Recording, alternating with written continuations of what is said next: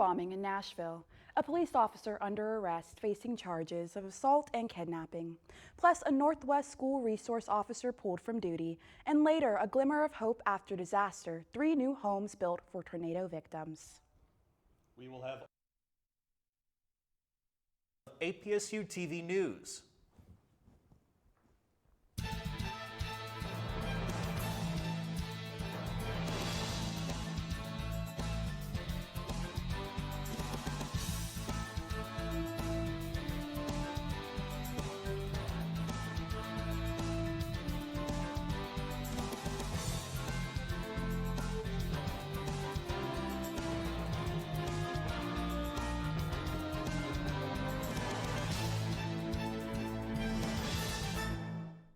Welcome back to your APSU-TV News. I'm Hugh Wheeler.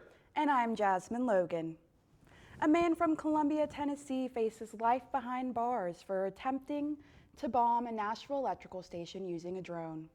Skylar Filippi has pleaded guilty and will be sentenced in January.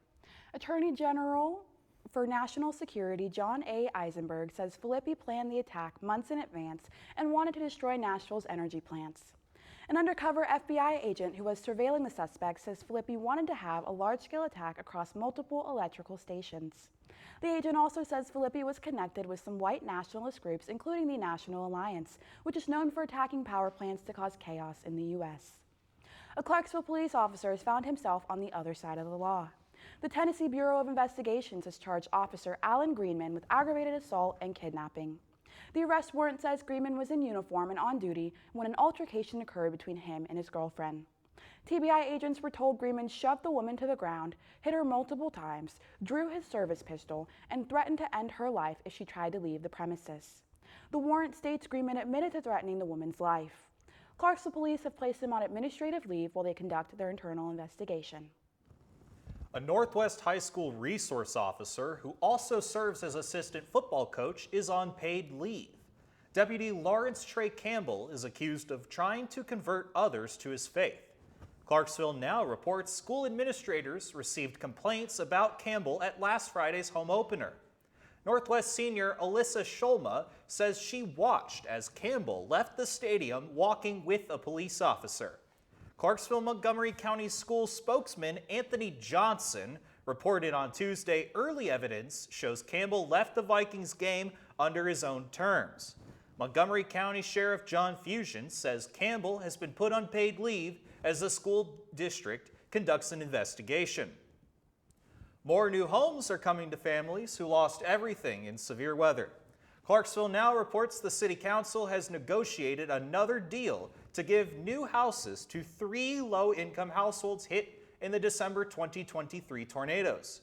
The Appalachian Service Project has entered into an agreement with the City Council to acquire property and subdivide the land into 6 new homesteads for families. It's the project's second such agreement with the city. The federal government has provided money for the project through the Home Investment Partnerships Program.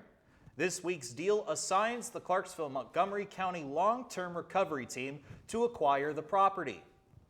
When you look at the number of disasters in the U.S., chances are every area will deal with some kind of emergency in the next decade.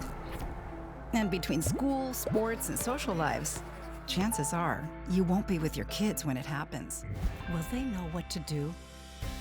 Ready.gov/kids has the educational tools and information to make the conversation easy. When the time comes, chances are they'll feel prepared, not scared. So talk with your family today. My Shiro doesn't always wear a cape, but she always has time for a hug, a smile, for going the extra mile. My Shiro stretches every dollar, puts in long hours, puts others first. But now it's your time, Mom. When you're ready to retire, we want you to be able to enjoy it. It's time to start saving now. A free 3-minute online chat can give you the personalized tips you need to start boosting your retirement savings today. Visit aceyourretirement.org/Shiro. Hey everyone, I'm Jasmine Logan and welcome back to the Political Corner. Federal agents say they are seeking a college-age man in the killing of podcaster Charlie Kirk. They found the gun used in Wednesday's deadly shooting at Utah Valley University. Kirk co-founded Turning Point USA, a conservative youth organization that hosted the debate Kirk was speaking at when he was shot. This debate was supposed to mark the start of Kirk's national tour of different universities.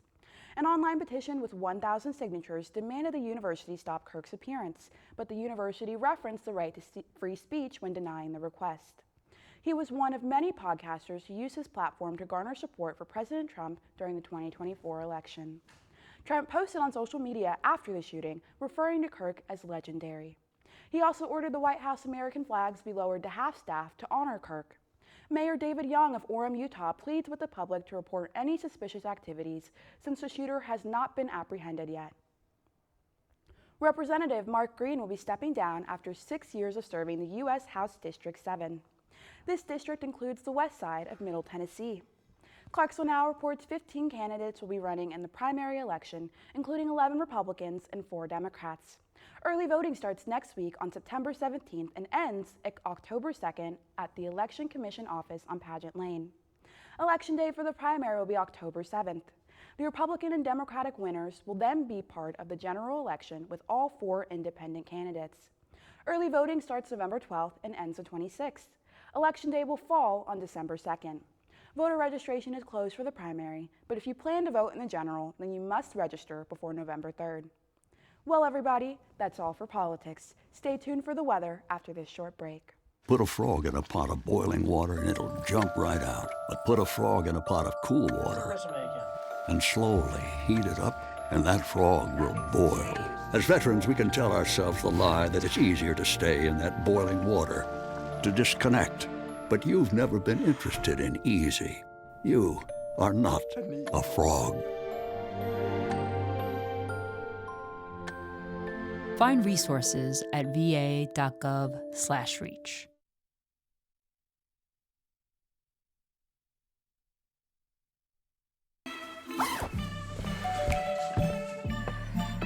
Yo, camping buddy. Okay, you guys ready? Dude, I thought you were driving. I thought you were driving. Oh, I never said I was driving. I definitely can't drive. Okay. If you're high, just don't drive. It's illegal everywhere. If you feel different, you drive different. Thanks for sticking with us for the weather. I'm Michael Dangerfield. Looking at our current national temperatures, we have a pretty warmer day as we creep up into the mid-September. The highest is in Atlanta at 84, New York sitting at a 77, and you drop down to Chicago to 76, 79 in Denver, and then the lowest is Los Angeles at 71.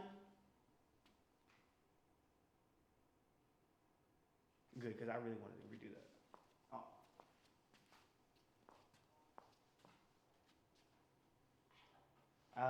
Looking at today's highs, we do have a pretty hot day, so if you guys are having long sleeves or sweater weather, it's not the case.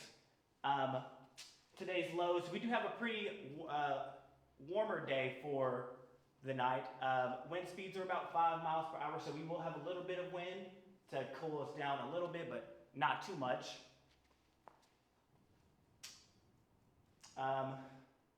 No rain. There's no chances of rain, so be careful with that. It's a beautiful day this past weekend, and Monday and Tuesday it's going to be hot, like I said, so just be careful with that. That's all I have for the weather for today, current and local. We'll be back with our sports right after this. Yeah! Sam, Elmo! Oh, hey, Julia. Are you ready to play band with us? I'm gonna play my clarinet. And Elmo's gonna play his drum. Drum loud. Oh, well, you know what to do, Julia. Julia knows. Mm-hmm. With Julia's autism, loud sounds can be too much. But she still loves to make music. Play band. Early screening for autism can make a lifetime of difference. Find out more at screenforautism.org. Hello, I'm Hugh Wheeler. Here are the top stories in sports this week in Clarksville. Govs football lost 6-28 at Georgia last Saturday after a lengthy halftime weather delay. Austin Peay held its first SEC team to under 30 points in program history in the defeat. Forterra Stadium welcomes Gov Nation back for APSU's home opener tomorrow against Morehead State. Austin Peay Lacrosse had their first ever practice in school history at Morgan Brothers Field on Wednesday. Elise Failer tells APSU-TV about the excitement on the field.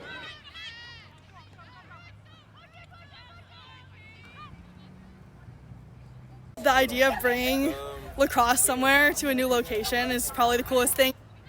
Govs Lacrosse begins a five-game fall schedule with an inter-squad play day tomorrow. APSU soccer tied Murray State and Western Kentucky this week and still searches for their first goal in official gameplay this season. The Governors travel to Belmont next Thursday. Nashville volleyball won their first game of the year last Saturday against Murray State at the Billiken Invitational in St. Louis. Austin Peay is playing right now in the fifth set at the Southern Illinois University of Edwardsville Cougars Classic and continues through the weekend. Senior Patton Samuels hit a 66 at the final round in Pawleys Island, South Carolina during Austin Peay's best round of the Golf Week Fall Challenge. The Gov's next tournament takes place in Destin, Florida on September 23rd. Freshman Ella Arnzen finished in 5th place overall at the Total Athlete Collegiate in Xenia, Ohio, and led APSU to a 5th place finish. Govs Women's Golf's next tournament is the Velvet in Paducah, Kentucky against Murray State starting on Monday. And now here are your local high school football games this week. Clarksville High travels to Overton to even the record at 2. Clarksville Academy hosts undefeated Nashville Christian to stay above 500. Kenwood heads to West Creek with both teams in need of a win. Northeast High goes across I-24 to take on the undefeated Kirkwood Cobras. Northwest High ventures to Cunningham to take on Montgomery Central. And finally, Rossview hosts Hendersonville High in search of their first win of the season. That's all for sports. I'm Hugh Wheeler. We'll be back with more news after these messages.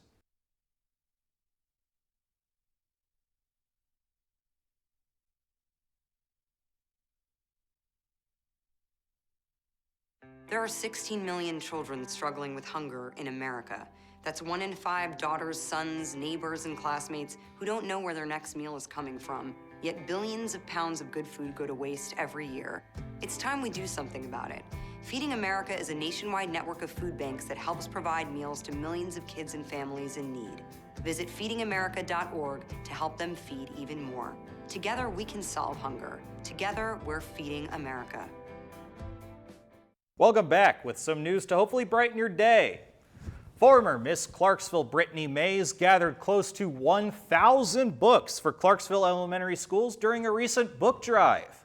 The campaign benefited from generous local sponsors Kairos Coffee and Bow Society and Books.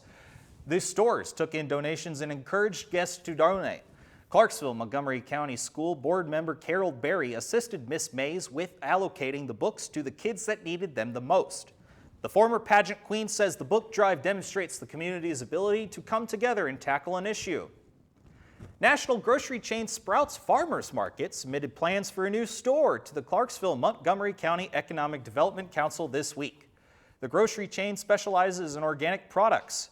Economic Development CEO Buck Dellinger tells Clarksville Now grocery options such as Sprouts are vital tools for developing the local economy. Sprouts' new branch would mark Montgomery County's first national chain grocery-focused store. The new store would be located off Martin Luther King Jr. Boulevard near Exit 11.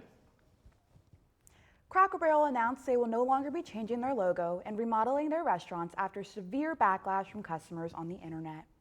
The Cracker Barrel corporate headquarters in Lebanon, Tennessee say only 4 locations have been remodeled to get a sense of how customers would react. The remodels would have included fewer antiques and more comfortable seats.